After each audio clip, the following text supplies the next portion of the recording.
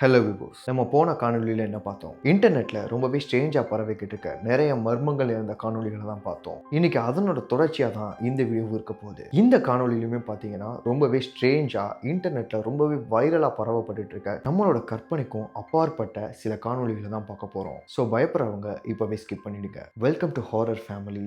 நான் உங்கள் ஹாரர் தமிழன்.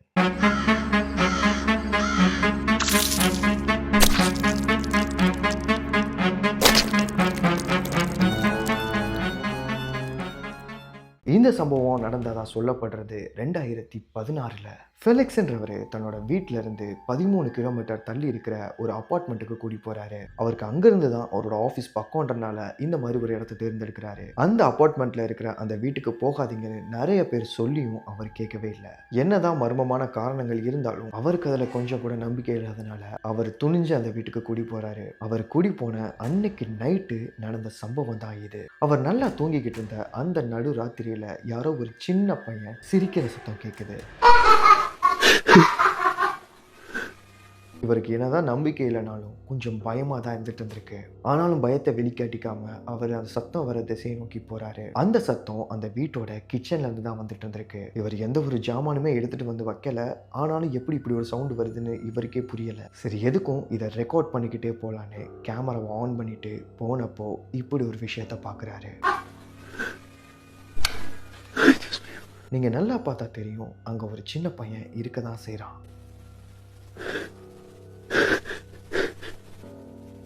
ஆனா அவர் கிட்ட போறப்போ அங்க யாருமே இல்ல.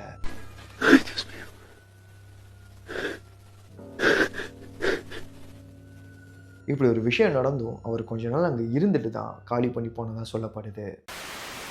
பென்னின்ற பொண்ணு கர்ப்பமா இருக்கிறப்போ அவங்களோட அம்மா ஆஸ்துமா நோயால 2 வருஷமா கஷ்டப்பட்டுட்டு இருந்திருக்காங்க. ஆனாலும் அவங்க தன்னோட பொண்ணுகிட்ட என்னோட பேத்தியை பார்த்துட்டு தான் நான் சாவேன் அப்படின்னு சொல்லியிருக்காங்க.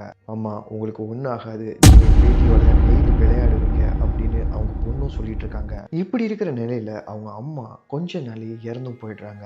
பின்னிக்கு அதுக்கப்புறம் 1 மாசம் நல்லபடியா ஒரு அழகான பெண் குழந்தைங்க பிறக்குது. ஆனா பின்னிக்கு இருந்த ஒரே வருத்தம் என்னன்னா, தன்னோட அம்மா ஆசைப்பட்ட மாதிரி அந்த குழந்தையோட விளையாட முடியாம போயிடுச்சு அப்படின்னு தான். அந்த குழந்தை பிறந்து 1 வயசு 2 வயசு 3 வயசு ஆகுற வரைக்கும் ஒன்றும் தெரியல. 4வது வயசுல இருந்து அந்த குழந்தைகிட்ட கொஞ்சம் கொஞ்சமா நிறைய சேஞ்சஸ் தெரிய ஆரம்பிக்குது. அதெல்லாம் என்ன மாதிரி சேஞ்சஸ்ன்னு பாத்தீங்கன்னா, அந்த பொண்ணுக்கு தனியா ஒரு ஃப்ரெண்ட் இருக்கிறதாவும் அந்த ஃப்ரெண்டோட இவங்க விளையாடுறதாவும் தான். இதை பின்னி சீரியஸா எடுத்துக்காம விளையாட்டா விட்டுறாங்க. சரி, இந்த வயசுல குழந்தைங்க இப்படி தானே இருப்பாங்க, போக போக மாறிடுவாங்க அப்படின்னு நினைச்சிடுறாங்க. ஆனா அந்த குழந்தை நாளுக்கு நாள் ரொம்ப அந்த கண்ணுக்கே தெரியாத ஃப்ரெண்டோட அட்டாச் ஆகி பயங்கரமா விளையாட ஆரம்பிக்கிறாங்க.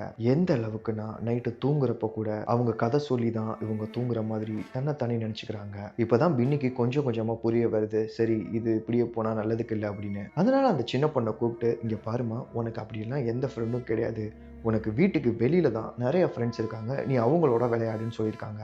ஆனா அந்த பொண்ணு கேட்கவே இல்லை. எனக்கு இந்த ஃப்ரெண்டு தான் பிடிச்சிருக்கு, நான் இவங்களோட தான் இருப்பேன்னு ரொம்பவே அடம் பிடிக்க ஆரம்பிக்கிறாங்க அந்த குழந்தை. இதை இப்படியே விட்டா சரிப்பட்டு வராது, நம்மளும் மானிட்டர் பண்ணணும் அப்படின்றதுக்காக தன்னோட வீட்டில் கேமராவை ஃபிக்ஸ் பண்றாங்க. கேமராவை ஃபிக்ஸ் பண்ணதோட நிப்பாட்டிடாம அந்த குழந்தைய முறையான முறையில் பார்த்துக்கிட்டேவும் இருக்காங்க. அப்படி அவங்க அந்த குழந்தைய மானிட்டர் பண்ணிட்டு இருக்கப்போ ஒரு மிரள வைக்கிற ஒரு விஷயம் அதுல கேப்சர் ஆயிருக்கு.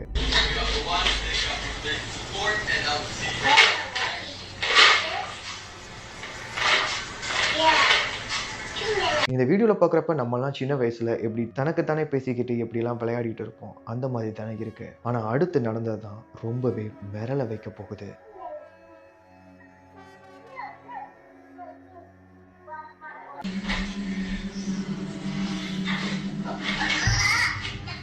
ஆரம்பத்தில் தனக்குத்தானே ஒரு ஃப்ரெண்டை இவங்களா கற்பனையாக உருவாக்கி விளையாடிட்டு இருக்காங்கன்னா எல்லாருமே நினச்சிருப்போம். ஆனால் அங்கே ஆப்போசிட்டில் உண்மையிலேயே ஒரு உருவம் இல்லாத ஒரு நண்பர் இருக்கத்தான் செய்கிறாங்க.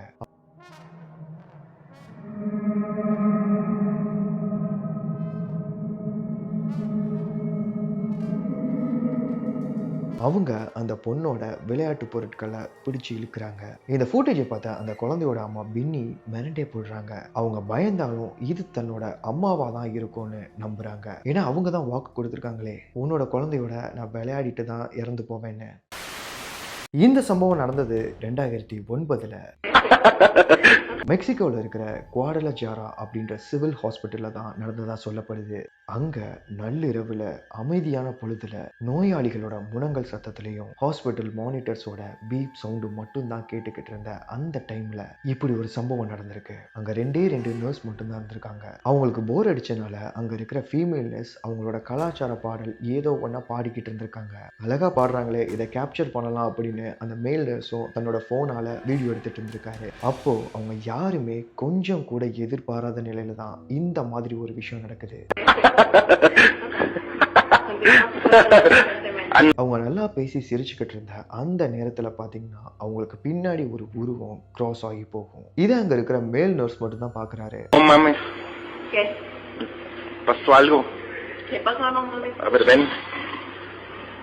அவர் ஆரம்பத்துல அது ஏதோ ஒரு பேஷண்ட் தான் அப்படி பண்றாங்கன்னு தன்னோட வீடியோவை எடுத்தபடியே முன்னோக்கி போறாரு. ஆனா அங்க போய் பார்த்தா யாருமே இல்ல. நம்ம வீடியோல பார்த்தோம், ஆனா இங்க யாருமே இல்லைன்னு நினைச்சுக்கிட்டு இருந்த அந்த செகண்ட்ல தான் இப்படி நடக்குது.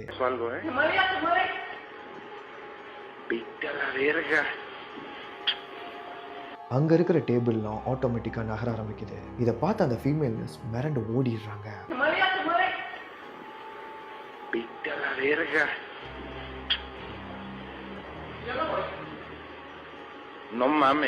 இவருக்கும் உயிர் பயம் வந்து அங்கிருந்து கிளம்பி போயிடுறாரு.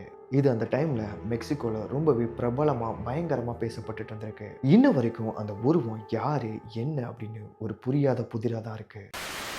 இன்னைக்கு நீங்க பார்த்த ஒவ்வொரு காணொலியுமே ஒவ்வொரு விதமான அனுபவத்தை உங்களுக்கு கொடுத்துருக்கோம். இந்த வீடியோஸ் எல்லாம் நானும் தடவையா பார்க்குறப்ப எனக்கும் அப்படிதான் இருந்தது. இந்த மாதிரி காணொலிகள்லாம் நீங்க டெய்லி பார்க்கணும்னு ஆசைப்பட்டீங்கன்னா மறக்காம நம்ம சேனலை சப்ஸ்கிரைப் பண்ணிடுங்க. இந்த வீடியோ பிடிச்சிருந்தா ஒரு லைக் பண்ணிட்டு உங்களோட ஃப்ரெண்ட்ஸ் அண்ட் ஃபேமிலிக்கு ஷேர் பண்ணி விட்டுருங்க. உங்களோட வாழ்க்கையிலும் ஏதாவது அமானுஷ்ய நிகழ்வுகள் நடந்துருந்துச்சுன்னா நம்மளோட இன்ஸ்டாகிராம் பக்கத்துல வந்து சொல்லுங்க. கண்டிப்பா இனி வரும் காலங்கள்ல உங்களோட கதைகளும் நம்மளோட காணொலியில வர வாய்ப்பு இருக்கு. நாளைக்கு ஒரு அமானுஷ்யமான வீடியோல வந்து உங்களை சந்திக்கிறேன். பாய்.